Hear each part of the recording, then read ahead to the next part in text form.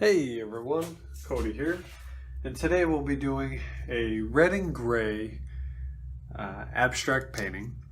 We're going to brush the background red and then we're going to scrape it, the rest of the colors with this scraper here. And we're going to basically start and kind of go from light to dark. So we're going to do the background, this light red, and then we're going to do light gray, and then we're going to do dark red, and then we're going to do dark gray, black on top.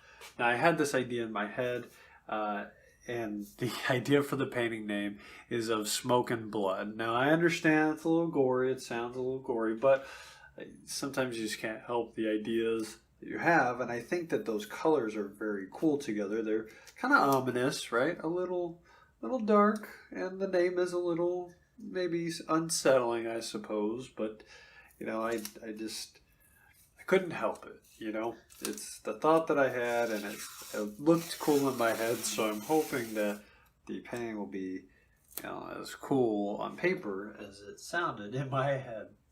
So we're going to start by taping down our paper here, and just use a masking tape here.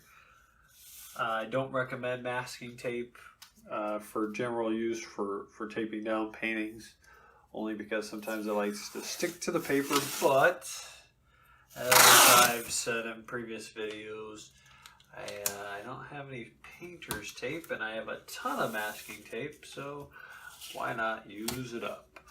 So just kind of put it down and hopefully cover the edges kind of lightly so that, you know, it's covering it and the paint doesn't get over there, but at the same time it's not, you know, sticking too much so that we can peel it off at the end when we, you know, pull the paint off.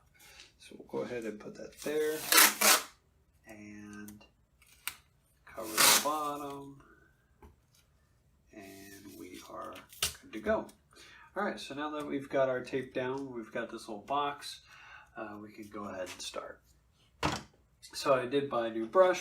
I've got it here.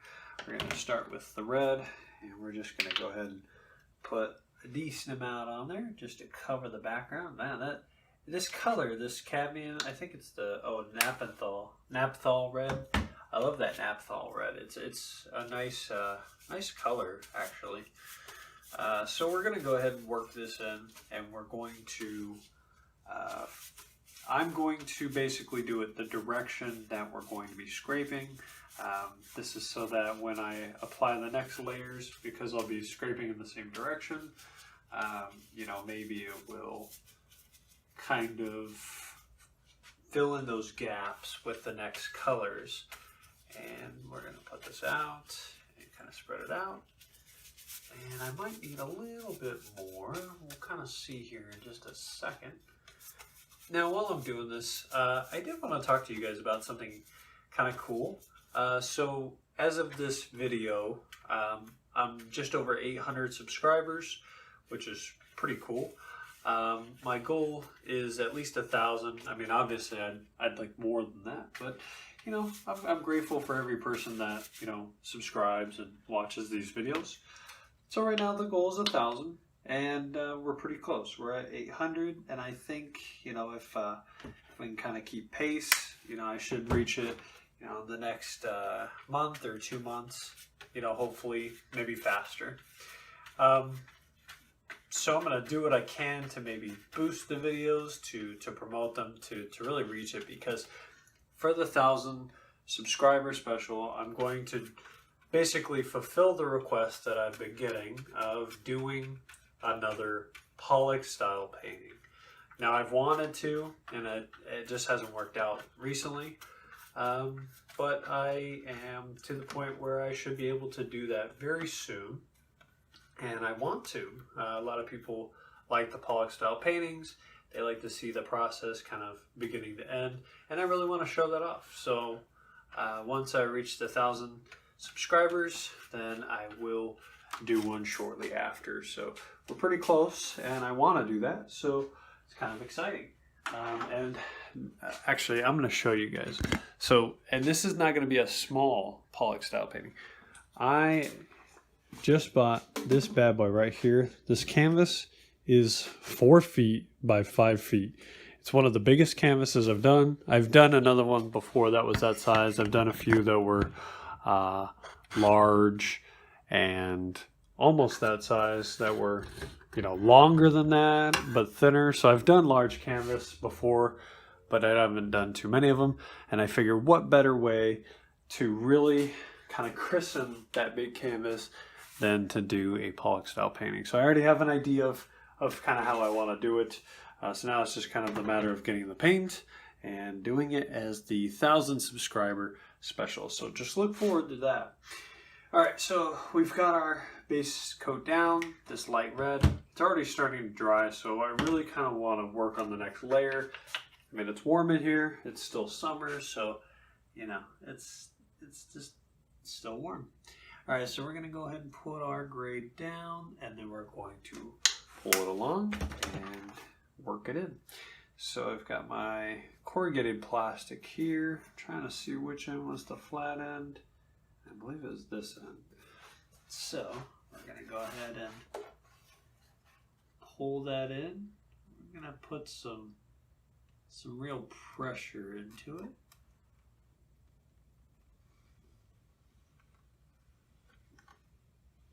And pull that through. And there we go. Now I kind of like the dynamic of these two colors, this light gray on the kind of red. Oh, sorry guys. I always tend to do that, you know? I always kick that on accident. I don't know what my deal is. So I'm going to scoot that down a little bit. Maybe you can see it a little better. All right. So let's go ahead and pull this other piece of the gray through and see what kind of dynamic we can get here. All right. Okay. I like that. I like that combination so far. It's pretty cool. All right. So before it dries, let's go ahead and throw on our next set of colors. We're going to do this the cadmium red, and you can see that I'm using Liquitex Basics. You know, I'm kind of fond of them for the price that they are. Yeah, there are some better paints out there, quality wise and vibrancy wise and so on and so forth, but for the price, Liquitex Basics is pretty solid. So I've kind of grown fond of them, at least for doing these types of paintings. You know, maybe not my large ones or the ones that I want to kind of be shiny outside right out the gate, but you know, for doing simple paintings, they're very good. All right, so let's go ahead and we're gonna pull this one through. Now we're not gonna put a whole lot of pressure. We're gonna kind of lightly pull it through so that it stacks almost on top of the gray. And there we go. All right. So now we've got the 3 colors kind of on there, and you can see that the gray is still pulling through, but we've got a lot of red now, and we're going to do it to the top layer. And just barely pulling it along. And the paper is starting to bend with me, so at the end I kind of have to tilt it so that it covers the whole paper. All right. So not bad. We're starting to lose a little bit of the gray, kind of unfortunate. But I do also want to kind of cover the rest of this with the dark gray. So I don't want to lose all this light gray here. So what I'm thinking is I'm going to go ahead and put another coat of the gray, but I'm going to put it in front of like in the beginning of it, so that this little line kind of carries through. But then I'm going to put the dark grayish black behind it, because when I bring that over, that will probably overshadow the dark gray or the light gray. So that's probably going to kind of make it disappear almost. At least that's my hope. All right, so let's go ahead and pull this through. And I'm gonna put some pressure on it. And that's putting a lot of that black on there. So I'm going to ease up on the pressure here. Okay. And then let's go ahead and do the top before we evaluate.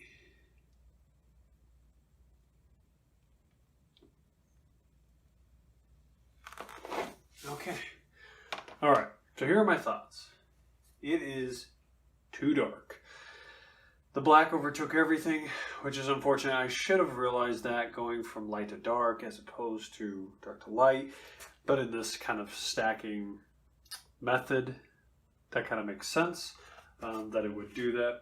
So I'm going to wipe this off real quick. And I think what I'm going to do, I don't know where traffic.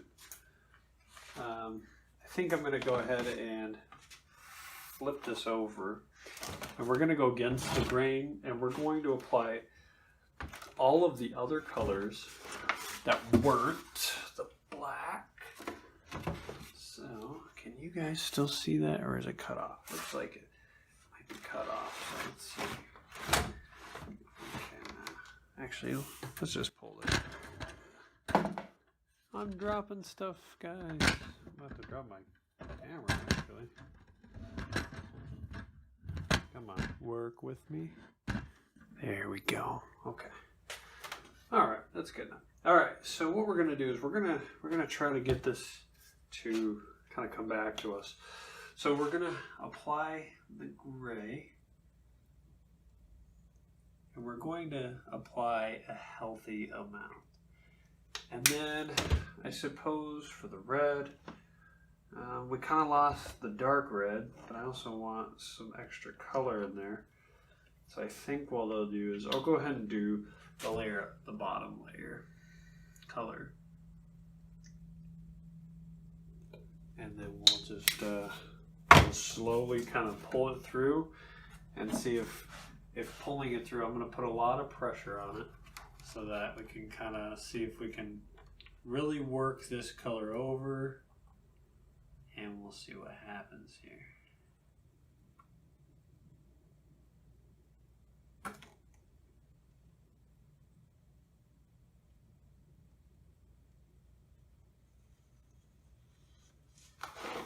Okay. All right. I kind of like that. That's got some real character. And it kind of divided those colors up. So now we've got a little bit of distinction. That's kind of cool. All right. Well, I'm happy with where that's going. Let's do it to the top real quick. I'm gonna do that right there, and we'll pull that through.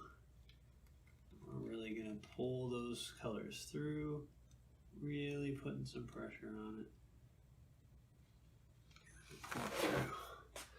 And that's it. And that is actually pretty cool. That actually, I actually like a significant amount. So we're gonna go ahead and put that away before we ruin it.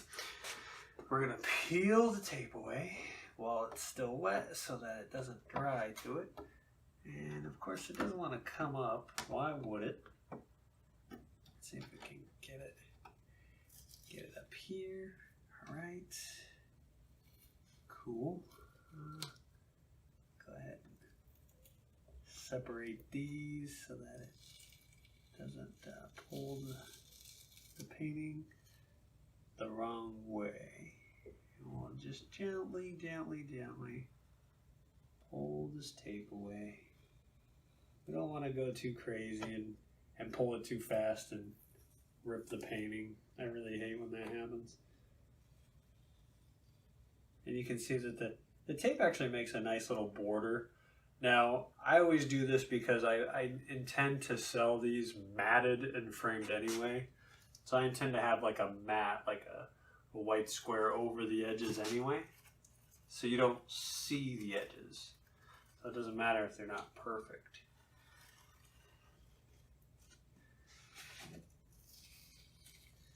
All right, we're almost there. Almost there. Just pull this last bad boy off. All right. Don't go crazy. Don't go crazy. Calm and collected. Just pull it up nice and easy. Lemon squeezy. We've got it there. And we are home free. Okay, cool. Good. Good. All right, take my gloves off. The gloves are coming off, baby.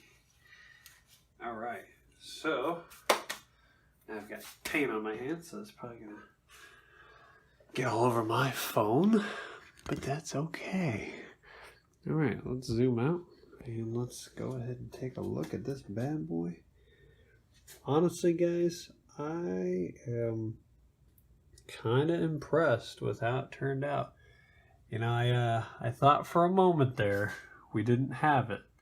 You know, I was kind of thinking like, hey, this one's not going to be good, but I don't know. I'm pretty happy with it. Here, can I show you guys the minor details? We got this. So we got this one little. What I like is this one line. Okay, so like some people might see this as like a defect, right? But I like it because it gives it character. And then also right here, you can see the different layers because you see the black underneath, and then you see the red underneath that. But then you also see the gray, like almost like a shadow, right? So it gives it a lot of depth. And then we've got these thin lines through there, and got a couple of gouges, which is fine because again it gives it character. A couple of pock marks, these lines. So I like it. Actually, I'm impressed with the way that it turned out. I'm happy and kind of glad that we got this one on camera. So anyway, I mean that's it, guys. So I will I'll see you in another video, probably before we hit 1,000. But just remember, once we hit that 1,000, I'm gonna do another pollock style painting. Okay, I promise. It's my Nard Dog guarantee. If you've ever seen The Office, you get it. Anyway, I'll catch you guys in another video. Take care, guys. Bye.